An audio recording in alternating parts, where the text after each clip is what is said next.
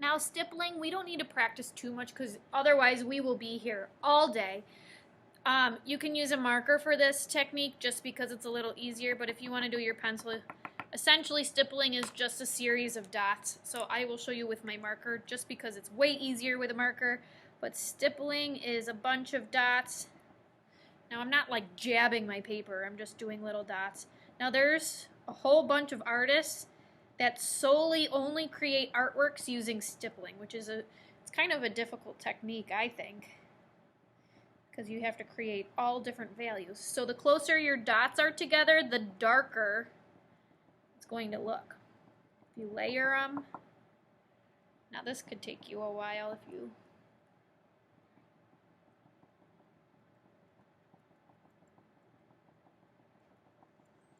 I can speed up through this one, but essentially the same thing, farther apart until you're in a white square.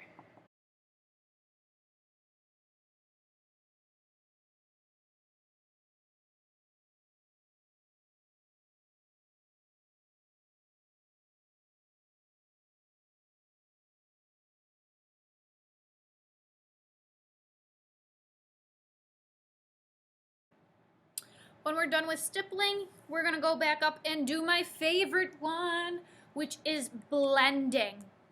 Now, with blending, you're going to do something similar to hatching, but you don't want to be able to see those tiny little strokes. Blending is when you have a lot of time to shade. So a lot of artists might use it to look super realistic. That's what you're going to use if you want a more realistic drawing.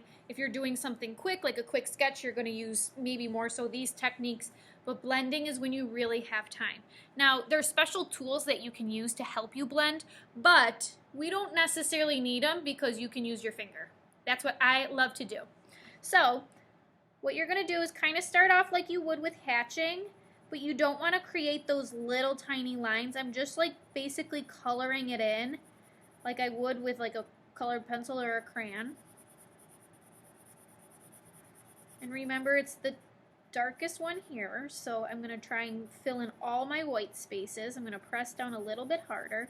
Remember, you can layer as well, so you don't need to like press down super duper hard. You can do one layer at a time and then go back over everything. You can start even coloring the opposite direction to help fill in those white spaces. Now, here's the fun part.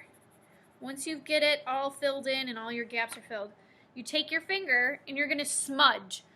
Now, smudging just means you push around the graphite and you're going to get a messy finger, but that's okay. And you fill it in.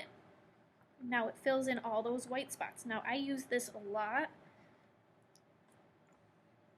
So that's still not dark enough, so I'm going to create another layer.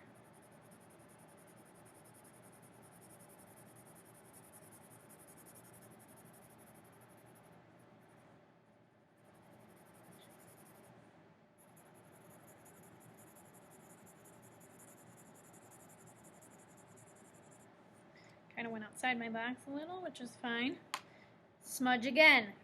Now that's going to be your darkest value. So you're going to do that again until you get lighter. So you want to lighten your hand when you're coloring. Remember, you can always make it darker.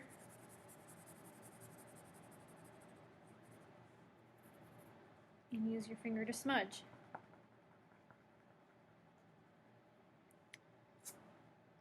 Make it a little darker. Layers, layers, layers, my friends.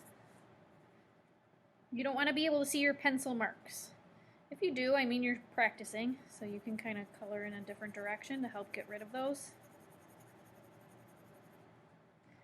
And smudge. And you're going to have messy fingers, so I would suggest just using one finger.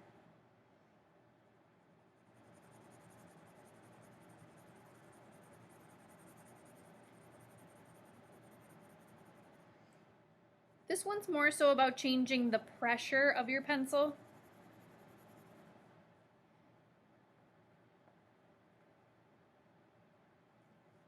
You can kind of try to match the color above.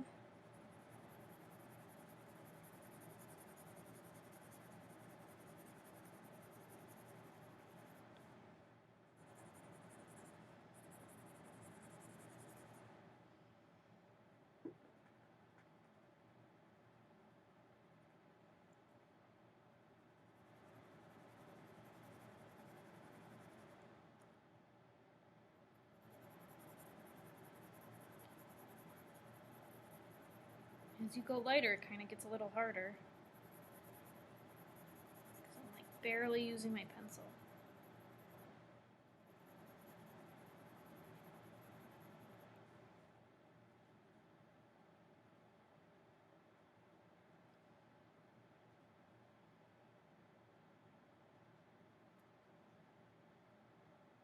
We went over a bunch of different methods to create a value scale. Now, just a little refresher, a value scale is how dark to light something goes. Values are each color that fall in between that value scale.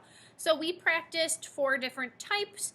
And so next we are going to flip our paper over and we are going to show you how to create forms, a 3-dimensional shape, using values. That is what the difference between a circle and a sphere is, or a cone and basically a triangle.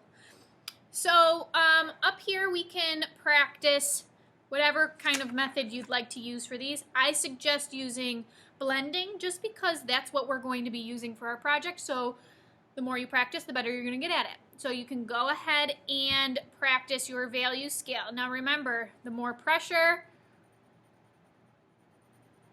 is how you achieve that color. You can add layers and layers and layers. You don't want to add so many layers that you're ripping your paper or you start to get that metallic-y look. But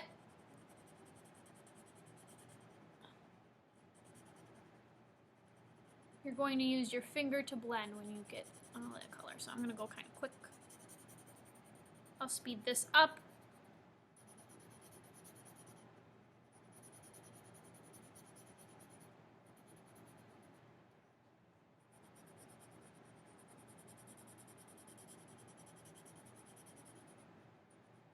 So remember, you're going to take your finger and push that graphite around.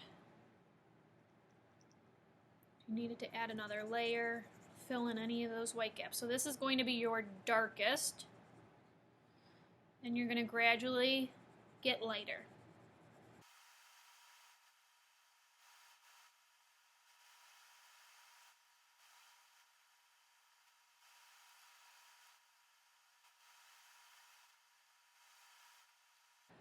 Okay, so we're going to start with kind of the more simple ones for our turning shapes into forms. So the easiest, I would say, would be either a pyramid or a cube. So let's start with the pyramid. So since it's already drawn out, one side is going to be lighter than the other. So it depends on which way your light source is coming. So if your light source is coming from this way, this side of your pyramid is going to be lighter. This would be a medium, and then the back side of your triangle would be the darkest. But you don't see the darkest, so don't even worry about it. So this is where your light is shining first. So this is going to be your lightest value, this side of your pyramid.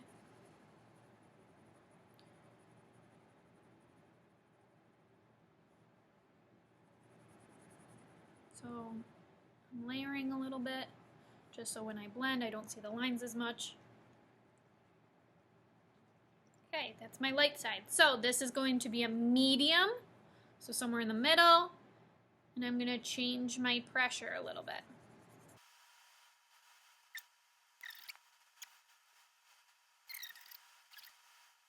There you go. Easy as that. So with the cube, depending on where your light source is coming from, now this one has a shadow, this example down here. You can add the shadow if you'd like, but you have to think about where the light source is coming from. If the light is hitting on this side, your shadow is going to fall behind it. If it's coming from this way, it's going to fall this way. So this one's kind of showing it as if the light source is coming from this direction. So here's, I guess, the lightest because it's probably coming downward like that instead of this. So it's hitting there, and that's what's causing the shadow. So if you want to practice that, you can. So this would be your lightest. You could even leave it if you really wanted to. This would be your medium.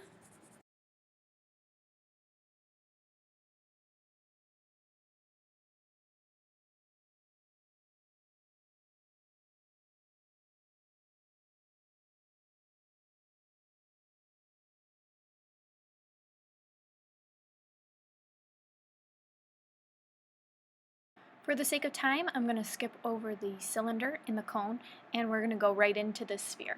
You can do the cylinder and the cone on your own time.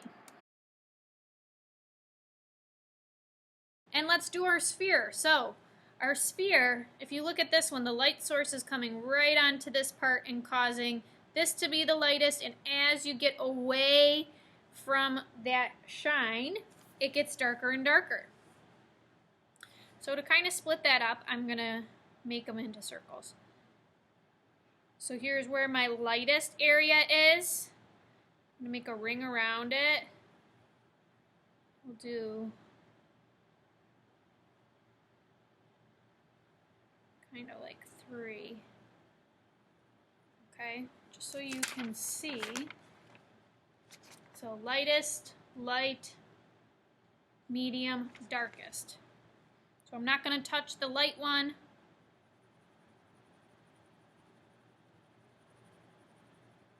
You really don't want those pencil lines in there, but like those circle lines, but just for the sake of showing you how, you kind of need them there. So this is your lightest. This is going to be your medium.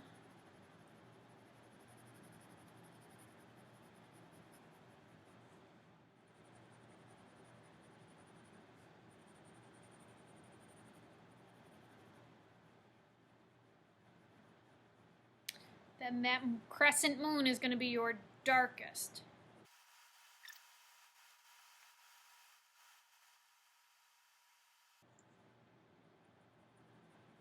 So get rid of that really harsh circle line and fade them into each other. If you're feeling really confident, you can add the shadow.